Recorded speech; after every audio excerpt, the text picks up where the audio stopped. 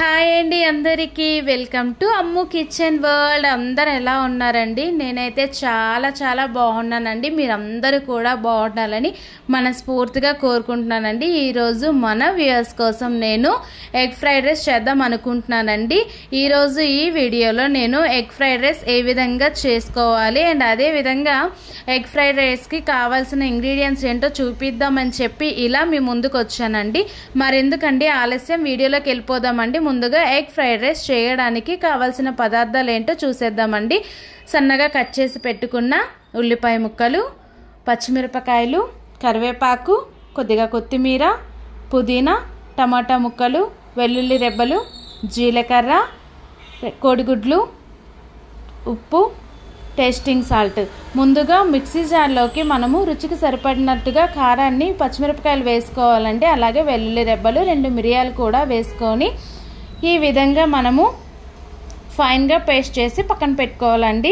ఇప్పుడు ప్యాన్లోకి మనము కొద్దిగా ఆయిల్ని యాడ్ చేసుకోవాలి. ఆయిల్ హీట్ అయిన తర్వాత జీలకర్రని వేసుకోవాలండి. జీలకర్ర వేసుకున్న తర్వాత దానిలోకి సన్నగా కట్ చేసి పెట్టుకున్న ఉల్లిపాయ ముక్కల్ని కూడా వేసుకొని ఈ ఉల్లిపాయ ముక్కలు అనేవి బ్రౌన్ కలర్ వచ్చే వరకు కూడా వేయించుకోవాలండి.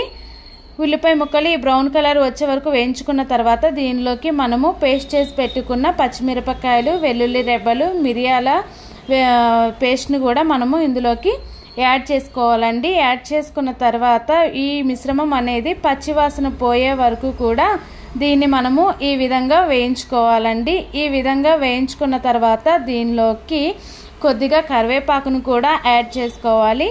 దాని తర్వాత కట్ చేసి పెట్టుకున్న పుదీనాను కూడా వేసేసుకోవాలండి. పుదీనా వేసుకున్న తర్వాత దీనిలోకి టమాటా ముక్కల్ని కూడా యాడ్ చేసుకోవాలి.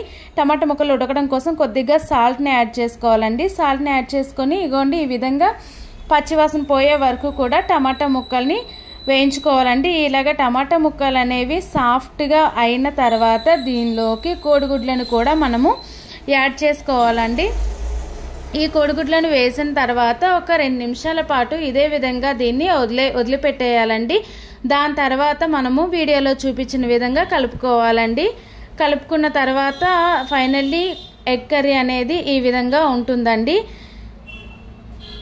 ఈ ఎగ్ కర్రీలోకి మనం ఇప్పుడు మిగతా ఇంగ్రీడియంట్స్ని కూడా యాడ్ చేసుకుందామండి. ఈ ఎగ్ కర్రీలోకి ముందుగానే ఉడకబెట్టి పక్కన పెట్టుకున్న రైస్ని కూడా ఈ విధంగా యాడ్ చేసుకోవాలండి. రైస్ని యాడ్ చేసుకున్న తర్వాత ఈ ఎగ్ కర్రీ అనేది రైస్ మొత్తానికి పట్టే విధంగా వీడియోలో నేను చూపించినట్లు కలుపుకోవాలండి. రైస్ అనేది విరిగిపోకుండా కలుపుకోవాలండి. దీనిలోకి ఇప్పుడు కొద్దిగా సాల్ట్ని కూడా యాడ్ చేసుకోండి. టమాటా ముక్కలు ఉడకడం కోసం కొద్దిగానే యాడ్ చేసుకొని ఇప్పుడు మొత్తానికి రైస్కి పట్టేటట్టుగా యాడ్ చేసుకోవాలండి. దానిలోకి ధనియాల పౌడర్ని కూడా వేసుకోవాలి. అదేవిధంగా గరం మసాలా కూడా దీనిలోకి మనము ఈ విధంగా యాడ్ చేసుకోవాలండి. గరం మసాలా వేసుకున్న తర్వాత కొద్దిగా టేస్టింగ్ సాల్ట్ అనేది వేసుకోవాలండి. అంతేనండి. ఇవన్నీ వేసుకొని కలుపుకున్న తర్వాత చివరిలో కొత్తిమీర యాడ్ చేసుకోవాలి. అంతేనండి. ఫైనల్ లుక్ అనేది ఇలా ఉంటుందండి. వేడి వేడి యమ్మీ and tasty egg fried rice అనేది రెడీ అయిపోయిందండి. ఈ వేడి రైస్ని మనము ప్లేట్లోకి సర్వ్ చేసుకోవాలి. అంతేనండి. ఈ వీడియో కనుక మీకు నచ్చినట్లయితే లైక్ చేయండి, షేర్ చేయండి, సబ్స్క్రైబ్ చేసుకోండి ఫ్రెండ్స్. అండ్ అదే విధంగా మీకు ఏదైనా రెసిపీ కావాలనుకుంటే కామెంట్ సెక్షన్లో కామెంట్ చేయండి.